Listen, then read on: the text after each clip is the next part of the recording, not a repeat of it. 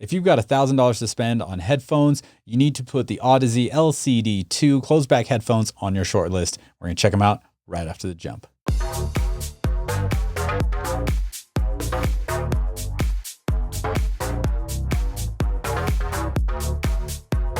Today's video is brought to you by the SoulChan NFT project. SoulChan is a collection of 5,555 waifus living on the Solana blockchain. The project is verified on the SoulC marketplace and finished minting a couple of days ago.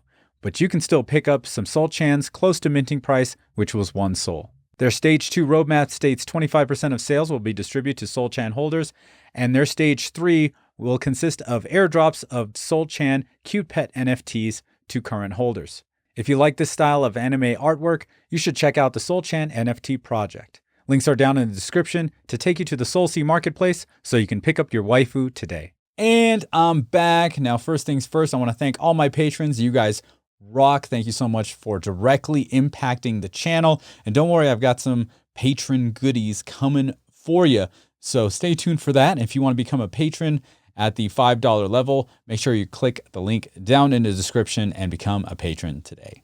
Okay, so Audeze sent these over for me to review. And before the Audeze Penrose, which I purchased a few months back, I actually have never used a planar magnetic headphone. So this was a nice treat. It's not a gaming headset like the Penrose. This is like a full-on closed back hi-fi headphone. I must say, the LCD-2s sound rich, detailed, and balanced.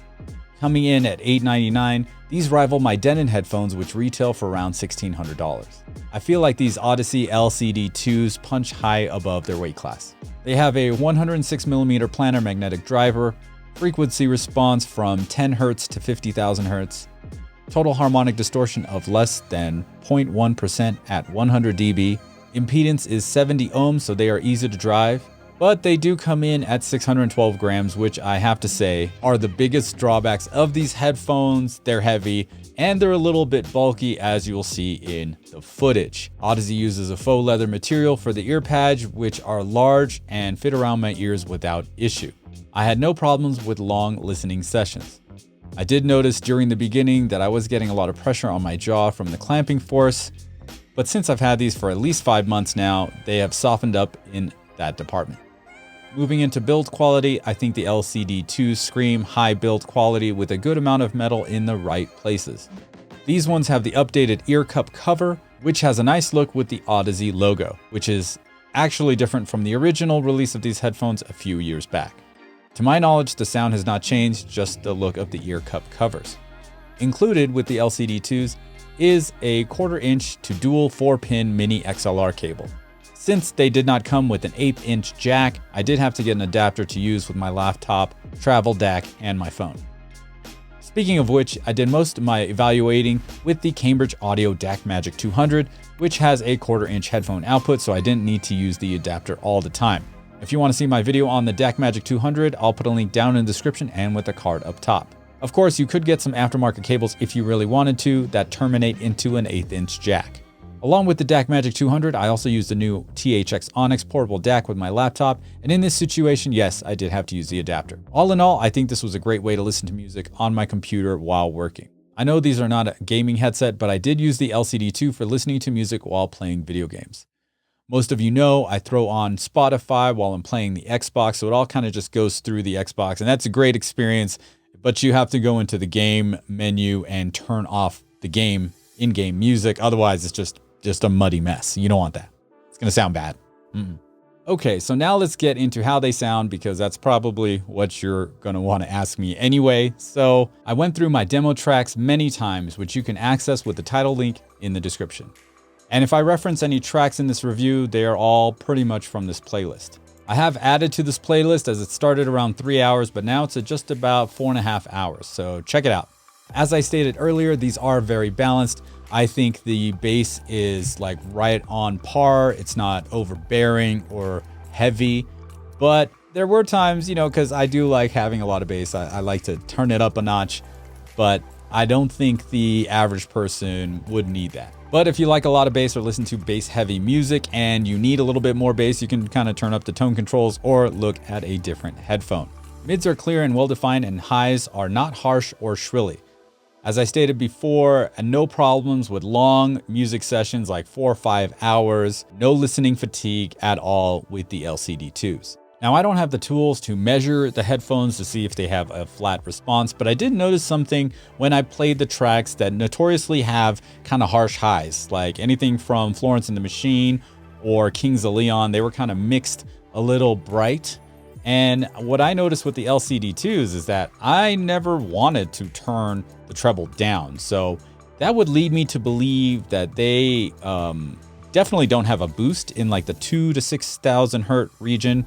But it might lead me to believe they might have a dip there. I don't know. I can't really say for sure because I don't have a way to measure the frequency response of the headphones. But from what I know, listening to those tracks on other headphones and speakers, if there's a bump in the 2 to 6K range, those songs sound pretty bad. So I'm thinking it's flat or there's a little bit of a dip in that region somewhere. As far as Soundstage is concerned, I think these headphones really do transport you. They're closed back, so they kind of lock off the rest of the world and you're just in it. Whatever you're watching, listening to, TV, movies, video games, music, these things will take you right there. Imaging was phenomenal. I could pinpoint where everyone was on the stage when I was listening to the audio version of Hotel California, the live from the MTV long ago. And it was spectacular. And that little, bass hit from the Congo drum, oof, that was nice. Listening to music was a true delight with these headphones, and the transparency of a good mix really stands out with these cans. Female and male vocals sound so good on these headphones. Fine details like the singer's mouth opening on Portishead's track Roads around the 439 mark are easily audible. There's a track that Audeze turned me on to, and he's part of the whole Daily Hi-Fi crew, so thanks Audeze for the track suggestion. It's called Thank You by Chris Jones. This is a great track to check out male vocals, and it was mixed very well. You can hear instruments coming in and out from all over the place, and the LCD-2s really shine with this track. The bass hits in Crystal Method's High Roller that start around the 30-second mark are something else. In the track F 'Em Only We Know by Banks, the big drony Moog bass comes in at the pre-chorus about a minute in, and it sounds so good. Listening to Daft Punk and M83, I was also blown away with these headphones. The Planar magnetic drivers are so quick and responsive, going from something like Daft Punk to the kick drum in Sade's track Kiss of Life. It's quick and snappy. It leaves a lot of room for that beautiful bass line. And of course, her slightly breathy voice sounds amazing. Moving into hip hop with artists like D'Antwoord, Cardi B, and Logic, I do feel the bass is enough, but I could use a little nudge up one notch. I would say real bass heads wanted to do this. However, I did put on DJ Magic Mike, Do You Like Bass 2? And that was way more bass than I needed. Like, I did not need to turn it up for that track. I went through my favorite Radiohead tracks, and Imaging is a great one to check out because there's stuff panned all over the place, sounds and voices and instruments coming from all around you. And of course, he's saying something about waking up sucking a lemon. Yeah. Putting on the Allman Brothers Band, I felt like I was watching a live show, and I pretty much love everything from that album, Where It All Begins. If you're a fan of haunting female vocals, do yourself a favor and check out Smells Like Teen Spirit by Daisy Gray on my playlist. It stomps all over that one from Black Widow, and especially when she gets into that second chorus and then that falsetto, oh, beautiful. One of my favorite tracks to listen to on the LCD-2s. Another great track is A Million Times by Alice Christensen. The live version is on YouTube. Yes, I know, YouTube. Sorry. That's the only place it is. That's the only place you can find it. So there it is. Anyway, the Audeze LCD-2s did a wonderful job with all the content I threw at it in the past 5 to 6 months. The weight and bulkiness of the headphones are the only drawback, but most planar magnetic headphones are kind of large. Now to the big question, would I replace my $1,600 Denons with the LCD-2s? And the answer to that is yes. Yes, I would. But I'd probably keep them because I'm a DJ, so I already got a bunch of headphones here, you know what I mean? But if you're in the market for a new pair of headphones, these run like $900. So in that $8,000 to $1,000 range, definitely put the Audeze LCD-2 closed back headphones on your short list. I put an Amazon link down in the description so you guys can check it out. And yeah, that's pretty much it. Don't forget to like and subscribe, and I'll see you next time. Peace.